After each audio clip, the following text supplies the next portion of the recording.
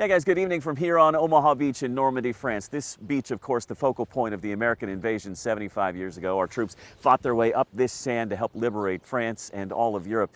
For veterans who return here, many are content to just sit back and reflect on what happened to them and their friends on this very sand 75 years ago. Others, though, want a much more immersive experience. They want to go back in time 75 years.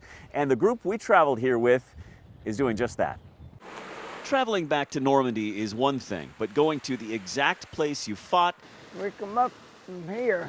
that is a once-in-a-lifetime experience for a man who's had 100 years of lifetime. And this was 9 o'clock when I hit right here. Floyd Wigfield entered D-Day at this exact spot on Utah Beach. I had to walk down a hill a little bit down toward that field. Not far from this bunker, he was injured by a mortar shell. Shrapnel hit him in the head. That's the reason I can't hear.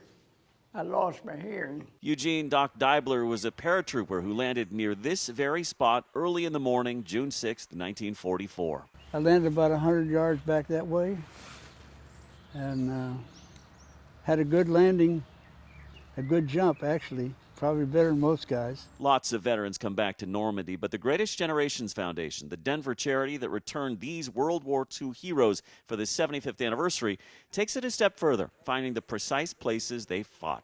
Driving down this road, he was telling us about 600 meters before we came around that corner that there is a German bunker to your left.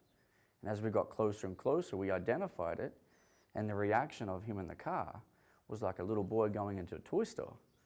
But it just brought back some deep memories. For a decade and a half, they've been doing this with hundreds of veterans at battlefields all over the world. Nothing's the same. Twice in a lifetime, seeing these places of their youth, more than these men ever expected. I'm glad I could get back one time. Quite a sight to see these veterans still able and willing to jump down into bunkers, to climb aboard tanks, just to get that experience from 75 years ago, just one more time. The veterans charity we mentioned out of Denver, the Greatest Generations Foundation, they've actually opened a retreat in a nearby town. It is a home for World War II veterans to come, visit, stay at one last time so they can see what it was like coming back here to visit the battlegrounds of their youth. And we'll have a look inside that retreat coming up tonight at 9 o'clock. It is a special place. We'll see you then for that. On Omaha Beach in Normandy, France, Jeremy Hubbard, Fox 31.